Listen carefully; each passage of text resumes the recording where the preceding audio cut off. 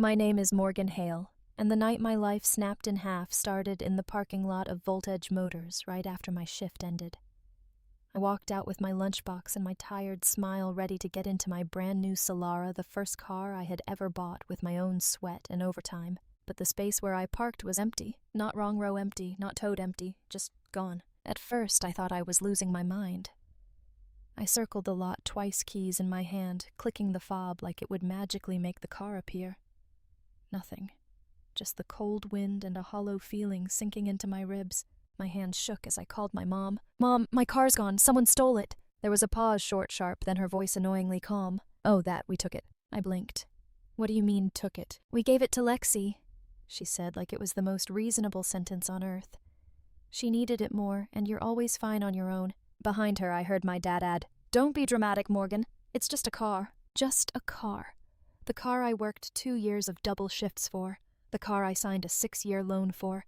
The car I hadn't even made my second payment on.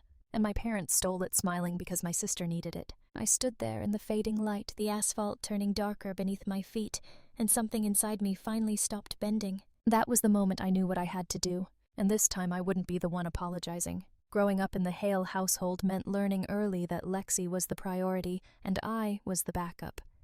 If she wanted the last slice of cake, she got it. If she wanted my Christmas gift, because she liked it more, my parents handed it to her before I even unwrapped it.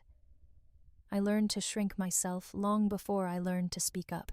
My mother always said, "You're the strong one, Morgan. You don't need as much." But strong wasn't praise. It was permission for them to take and for me to stay quiet. As we grew older, the pattern hardened. At 19, when Lexi borrowed my laptop and returned it cracked, my parents said, "You can afford to fix it." She can't. When she blew her savings on concerts and clothes, they pressured me to lend her money, calling it helping family. By 27, my role was carved in stone: fix what Lexi broke, pay what she wasted, absorb what she avoided. Even when she took my old car 2 years ago, the rusty Honda I kept alive through sheer will, my parents insisted I was being dramatic. "She's struggling," my dad said. "Don't you want her to succeed?" Success wasn't Lexi's problem. Accountability was. So when I finally saved enough to buy a brand new Solara, I didn't tell anyone until I drove it home. For once, something belonged fully to me, untouched, unclaimed. My mother smiled too tightly. Lexi stared at the keys like they were diamonds. My dad said, "Good for you," but the tone was expectant. I should have realized then. In my family, anything I owned was one decision away from becoming Lexi's. I just didn't expect they'd prove it in the worst way possible. Buying the Solara was the first time I'd ever felt real pride, not for anyone else, not for show, but for me. Every overtime shift, every night leaving Voltage with oil on my sleeves and exhaustion in my bones. All of it led to the moment the salesman handed me the key fob. Sitting in the driver's seat, inhaling that new car smell, I felt something I'd waited years for ownership. My effort. My money. My decision. Nothing to be borrowed, nothing to be taken. For once, something was mine. That first week, even simple errands felt luxurious. Traffic felt like freedom. Coworkers complimented the car. I tried not to beam, but inside I glowed. My family, of course, reacted differently. When I parked in front of my parents' house, my mother said, "Wow, that's pretty." Pretty, the same tone she used for Lexi's discount handbags. My father walked around it like inspecting property. "Brand new, huh? Hope you're ready for the payments." And Lexi didn't look at me. She stared at the car like she'd already decided it belonged to her. "Must be nice," she muttered. "Some of us don't get handed comfort. Handed. As if I hadn't spent 2 years scraping by. I ignored it, something I'd mastered, though unease tugged at me. I pushed it aside, hoping for once they'd respect a boundary. But unease warns you. It hums before the world tilts, and 3 weeks later it all tilted. The night my parents stole my car, the signs had been there, quiet, sharp, and easy to dismiss if you've spent your whole life excusing people. That morning my mother called with a strange question. "Morgan, where do you keep your spare key just in case?" I laughed. "In my apartment. I'm not leaving it outside like a teenager." She sounded disappointed. Later, Lexi texted, "Where are you working tonight?" She never cared about my schedule. But nothing felt wrong until 8:13 p.m. when I walked out of Voltage and toward an empty parking spot. At first, denial softened the panic. Maybe I parked wrong, maybe a tow, maybe forgetfulness. but the cold truth landed fast. My Solara was gone. I called my parents the people I thought would help. Instead, my mother sighed as if I was inconveniencing her. "Morgan, calm down. It's not stolen. We took it." Took it, like grabbing groceries. What I whispered. "We gave it to Lexi," she said. "She has a job interview and needed a reliable car." "You'll be fine, sweetie. You always are." Lexi's voice chimed in the background. "Tell her to stop freaking out." "You had no right," I began. "We're your parents," my dad snapped. "We decide what's best. Your sister needs support. You can handle it." There it was, the sentence they'd use to excuse every boundary they violated. "You can handle it, so let her have it, so stay quiet." But standing in the dark, staring at the empty space where my future used to be parked, something inside me broke free. I ended the call, and for the first time in my life, I didn't bend. I dialed 911. The moment I hung up on my parents, the parking lot suddenly felt too wide, too cold. My breath fogged in the air as I tried to steady myself, fingers trembling around my phone.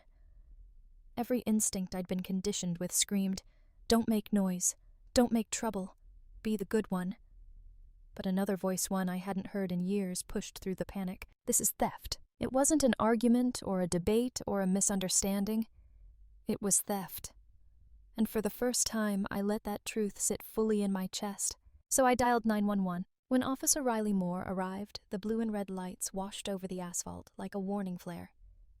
He stepped out of his cruiser, calm, steady, professional. "Ma'am, tell me exactly what happened." I expected judgment. Pity. A raised eyebrow when I admitted my own parents stole my car. But Officer Moore listened without flinching. He wrote everything down: the VIN, the payments, the insurance info, the fact that the vehicle was registered solely under my name. "So let me confirm," he said, voice firm. "Your family took your vehicle without permission, transported it off your workplace property, and transferred possession to someone else." "Yes," I whispered. "That is legally classified as auto theft," he said, "and you are within full rights to press charges." The words hit me like a shock of warm electricity. Full rights, the thing my family always denied me. He had dispatch run the plates. 30 minutes later, the update came through. The car had been spotted on the interstate speeding. "Lexi." My stomach twisted, not with guilt, but clarity. Officer Moore looked at me. "If she's pulled over, she will be detained. Do you wish to proceed?" I thought about my parents' voices. "You'll be fine. You don't need as much. Don't be dramatic. It's just a car." No, it was my boundary. "Yes," I said. "I want to proceed." The officer nodded, and that decision became the first moment of my life that truly, undeniably belonged to me. Lexi was stopped 20 minutes later. Officer Moore drove me to the station. My Solara sat in the impound lot, dented, dirty fast food bags in the back seat. Not the spotless car I'd worked years to afford. Grief hit me not for the damage, but for what it symbolized: all the effort, all the pride, all the autonomy they'd ripped away like it meant nothing. Inside, Lexi's voice echoed down the hallway. "This is ridiculous. Call my parents. I didn't steal anything." When they led her out, mascara-smudged panic replacing her usual arrogance, she froze at the sight of me. "Morgan, tell them it's a mistake. You're not actually doing this." "I didn't give you permission," I said. "So what? We're family." And that was the problem. She truly believed family excused everything. Officer Moore stepped forward. "Miss Hale, you operated a vehicle without authorization. That is a criminal offense." Lexi's eyes filled. "Mom said it was okay. Dad said Morgan wouldn't mind. They had raised her to believe I was a resource, not a person." A detective handed me a clipboard. "Ms. Hale signed to confirm your pressing charges." My hand didn't shake. I signed. Lexi crumpled into a chair, sobbing. "Please, Morgan, don't do this." But the truth was clear. I wasn't doing something to her. I was finally doing something for myself. Court came faster than expected. Attorney Nina Brooks walked beside me, steady and reassuring. "Just tell the truth. The law's on your side." My parents arrived furious. My mother marched up first. "Morgan, enough. Drop this. It's humiliating." "For who?" I asked. "For all of us.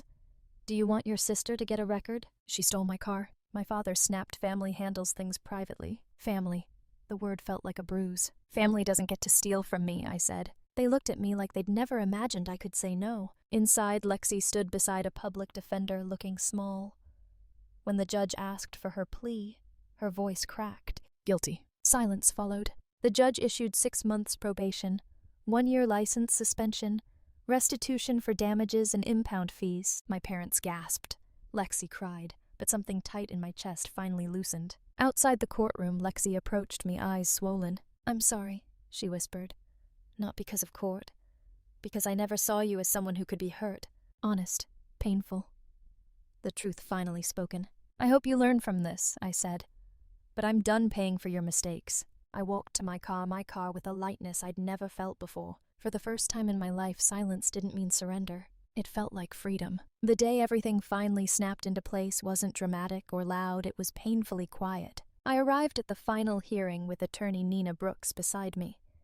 My parents were already inside, whispering angrily to each other. Lexi sat alone on a bench, knees pulled close, her probation officer standing a few steps away. For the first time in my life, I saw her without the familiar shield of my parents' protection. She looked small, shaken, and painfully human. When the judge entered, everyone rose. The courtroom settled and the air felt thick like it knew something irreversible was about to happen. The judge reviewed the case file. My file. My evidence.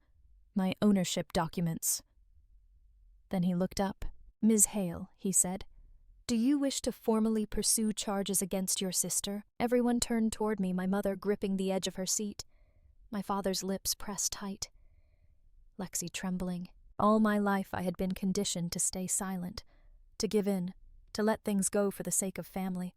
But standing there feeling the weight of years pressing against my ribs, I understood something with crystal clarity. Protecting them had only ever destroyed me. I rose slowly, my voice didn't shake. Yes, Your Honor, I am pressing charges. My mother gasped like I'd stabbed her. My father whispered, Morgan, don't. Lexi covered her mouth, eyes wide with panic.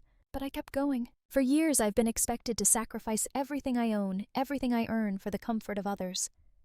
I'm done being the one without boundaries. Nina placed a reassuring hand on my arm, but I didn't need it. The strength came from somewhere deeper, the part of me that had been buried under guilt and obligation since childhood. The judge nodded.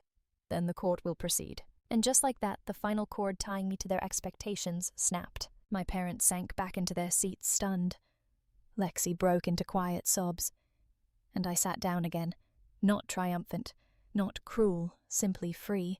For the first time, the courtroom wasn't a place of judgment. It was the place I finally chose me. When I stepped out of the courthouse, the air felt different, sharp, clean, almost new. The sun was low, stretching gold across the pavement, and for the first time in a long time, I wasn't walking toward anyone's expectations.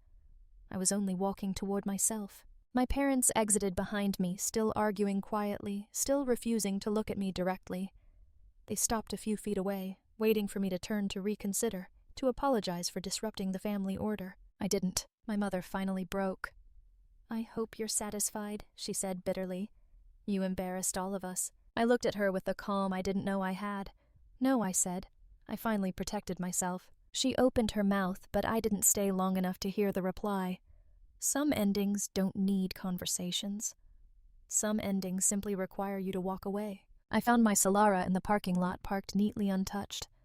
I ran my hand along the hood, not for the car itself, but for what it represented, the first boundary I ever enforced, the first time I didn't fold. Before unlocking it, I glanced back at the courthouse entrance. Lexi stood there alone, wiping her eyes.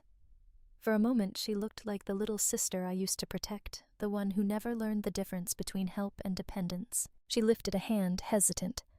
I nodded once, not forgiveness, not reconciliation, but acknowledgement. Growth begins somewhere. I got into the driver's seat, closed the door, and let the silence settle around me. A peaceful silence.